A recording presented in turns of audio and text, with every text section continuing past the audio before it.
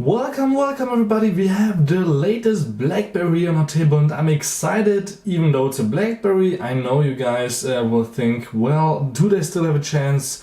Does somebody still buy them? And the problem is, actually they build awesome phones and a lot of people just didn't like the operating system. And I don't know why, because it was actually really good.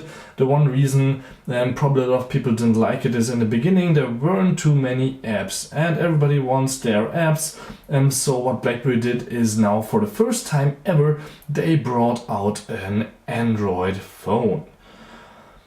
Obviously not an iOS device. Windows Phone is also not the best when it comes to apps. I think BlackBerry had a better chance with their own app store than Microsoft still has, and with Android they now have everything that you want. A keyboard, an amazing phone, an amazing camera and an amazing battery. So what's the reason not to buy the Blackberry Priv?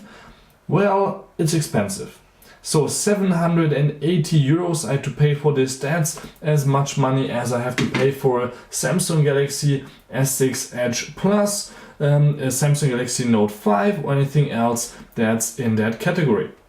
So is the Blackberry better? I would say it's at least equal as good, and of course a little bit better if you want a keyboard, if you want nice apps, and if you want not really too much customized software system, since actually BlackBerry built their operating system, their Android features on top of the vanilla Android, so it looks like a standard Android. It's really nice to have that standard Android feeling with all the animations, all the standard things that you see on Nexus devices, and really just a few extras that make BlackBerry special, like for example always your little red dots that show you that, for example, we have a new app updated. Then if you drag it down a little bit more, you can see the standard vanilla settings. You can also go into the settings. It looks like you would know it from a standard Nexus phone by Android, and you have just a few apps that BlackBerry installed to make the phone more secure in their sense of secureness. So you have here your BlackBerry Messenger, your BBM meetings, and your DTech by BlackBerry. I'll tell you in a second what that is. Otherwise, it's mostly actually just standard Android apps, like you know from Hangouts, Google, the Drive, Chrome, Play Music, and so on. A few extra things that might be handy for you, like the Passport Keeper, the games that you can see here. I put these on here to show you a little bit the performance in a second, and actually everything that you can see on here is pretty much standard except for a few extras, like for example the contacts are a little bit nicer, as you can see, in terms of it's easier to find everybody. And then there's also your hub, which you can see on the side. You can drag it in and you can see different things like your calendar. Then you can see your messages hub, you can see your tasks, and you could see your contacts, which I obviously don't have on here since this is not my main phone and I will have to give it back. So you also have your BlackBerry Hub app still, where I could see all my messages, like for example my BlackBerry messages, my text messages, my email messages, and also my call log. So if you like the BlackBerry Hub, you can use that. If you don't like it, you can also still access your standard messages via the single apps, and I think most people will just do that. So if you don't want to see the whole Android experience, you are right here, because we are not showing you all the Android settings that you might know, and just show you that, for example, in terms of the hardware, the Blackberry Priv is really good. It's right there where an LG G4 is, which is half the price of the device right now, but obviously the Priv will also drop a little bit in price. So we have the Snapdragon 808 inside. That means this result is alright with the 65,000. You can see it also here in the ranking. It's right where the LG G4 would be. Obviously there's a few other phones like the Nexus 6 and the M9 which have a little bit better of processor, and if you go a little bit further up, obviously the Samsung phones are still a little bit faster, but do you really need that speed? Because for example here we just have a really big battery inside, 3410 milliamp hours, and that's really a lot of battery. It's 20% more than you would see on any other phone with this size display. So 5.4 inches, and the high resolution that you have seen on other devices like the LGs and the Samsungs, 2560 times 1440. Otherwise, in terms of specs, 3 gigs of RAM, 32 gig of internal memory that you can expand right here up on the top. It's quite easy. Just take out this little SD card slot. For micro SD, obviously you can expand that with up to 200 gigabytes right now. More will be maybe possible in the future. And you can also change your SIM card here. This is still a single SIM device. Now, one of the reasons to buy this BlackBerry is because we have an amazing camera. Now, the Samsung cameras this year have been so good. I just got back to an LG or a Samsung Galaxy S6 because Samsung just upped their camera game. And now we have an 18 megapixel Schneider Kreutzach lens, which is just wow here on the BlackBerry. It is at least as good as the Samsung, if not even better. We can shoot 4K videos, we can do everything that you can do on other high-end phones also, so the price is still fair here with the BlackBerry. Otherwise, this is not a standard micro USB port on the bottom. It's actually a slim port 4K bottom port, so you can charge it normally with your USB cable, but if you have a special cable, you can output 4K wire cable with this port, or obviously there's Miracast inside, that's also possible. Headset jack is important for most people that want to use their headset, and then we have the volume rocker and the volume settings button here, like here we know from all the old Blackberries, and the on and off switch is on the left. So the only thing missing is actually a fingerprint reader. It's interesting that a security and a privacy company like BlackBerry is not really putting a fingerprint reader anywhere on here, but I think they have just a nice solution with their keyboard that you can use, and you can see already some special thing about the keyboard. It's not just a keyboard like you could buy as an extra, for example, for your Samsung phone or for your LG phone or for anything else. It's still a touch keyboard, which means not only that you can browse around websites and do anything you want here on the touch interface. So I can type in, for example, my Hungarian website here and browse through the site with this touch enabled bottom part, which is quite nice to just do this with. I love this. You could go also left and right, but obviously that's not possible right now. Going home, you still need to press the on-screen buttons, but what you also can do with this one is really type quickly and nicely messages. So if I want to compose a text message, let's do that. Let's do that to a colleague of mine, and let's just here hit the send message area, and then we can start typing, hello, how are you? And then I can show you something. It already knows what I want to type, so I can just swipe up. So if you swipe up, it will type what you see up on top here in the middle. If you swipe here up on the right, it will type what's on the right. If you swipe on the left, it will type what's on the left. Now, if you didn't like the word you wrote, just swipe to the left, it will delete the last word. Swipe to the left, it will delete the last word, and so on. Swiping to the right doesn't do anything, so you cannot redo what you wrote before. That's a little bit sad, but you can still easily access here your keyboard and choose from different keyboards. As you can see, I have right now only English enabled, so I can also write in other languages if I want to. If I will close it up, you will see it works also if you just use the touch keyboard on your screen. So obviously you have a little bit less space to write, but for example, I can write again doing, I can write again here. Just have to swipe up where you can see the words happening, and it will type what you want. So this is again a BlackBerry specific keyboard, but you can still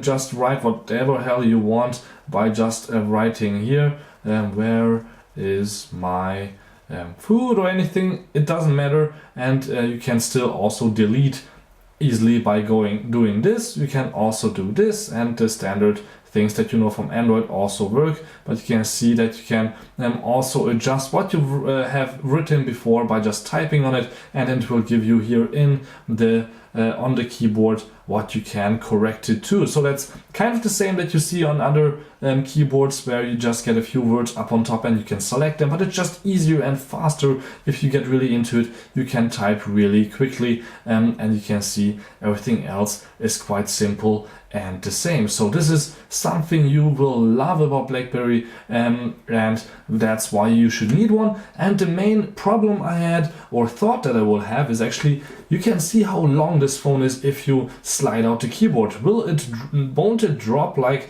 to the back because the display is too heavy? No, it doesn't. The weight is somewhere here on the bottom. I think they put the battery up down here on the bottom, and if you just have it like this, it doesn't tilt back at all. So this is no problem at all. You can easily swipe it up or open it up, and you can really nicely type on here. It will be still strange to hold, for example, if you want to shoot a picture, because the camera is obviously in the middle then, but you can also see how nicely it is built. It is completely out of metal here, for example, on the inside, and it's built in Mexico, so it's not built in China. Maybe that's a little bit better, I can tell you, really, because it just feels really nice, like all the previous phones have. For example, also I loved, for example, also the BlackBerry Passport. You can see it right here in the picture. It's obviously a little bit smaller, has different size of a screen, has about the same size of a battery, and the battery life was just really amazing because 2 days were really good.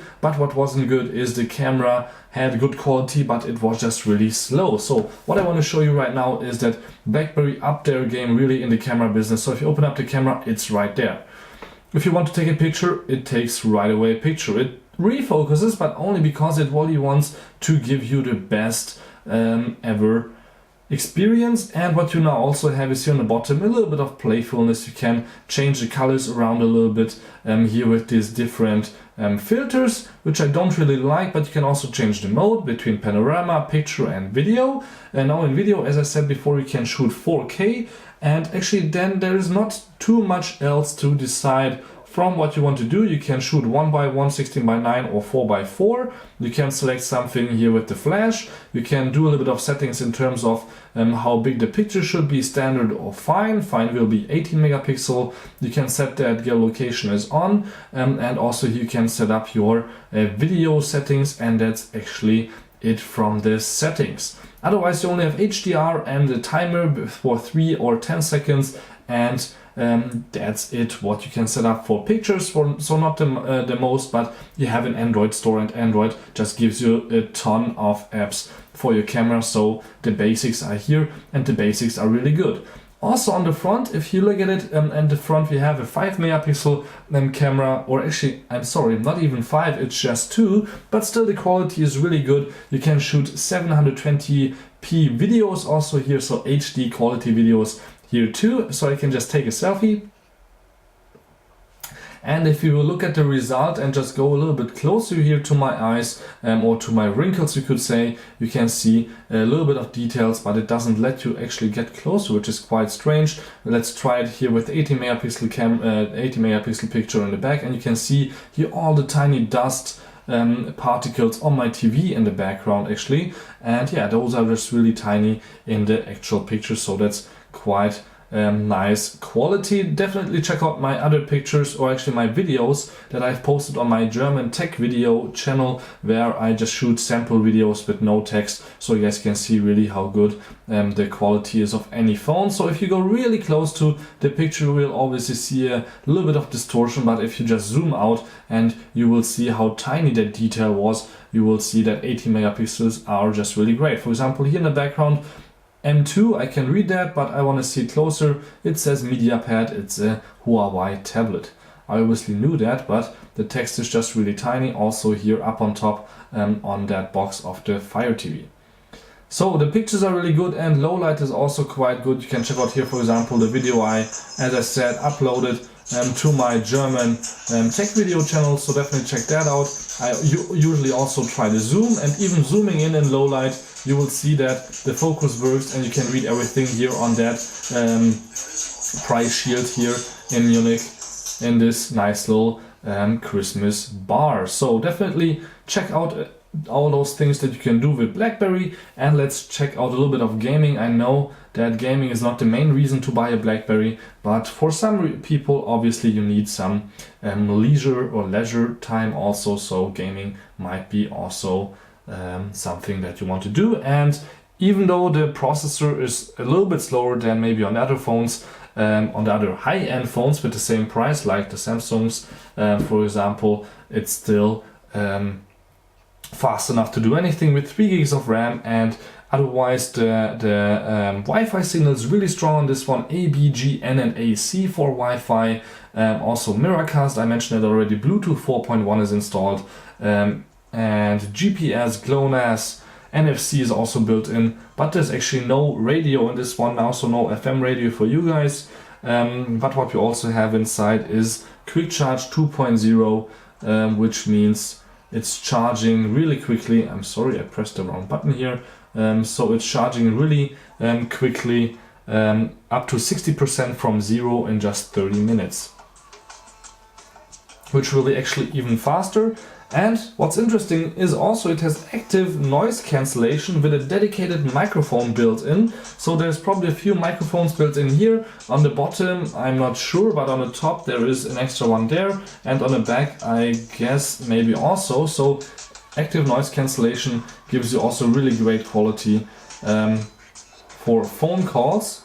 So what you can see now is a game called Fast and the Furious.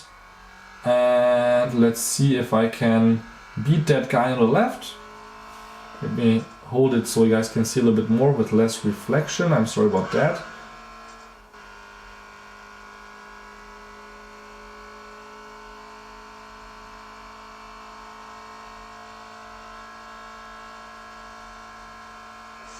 Let's do a bit of nitro.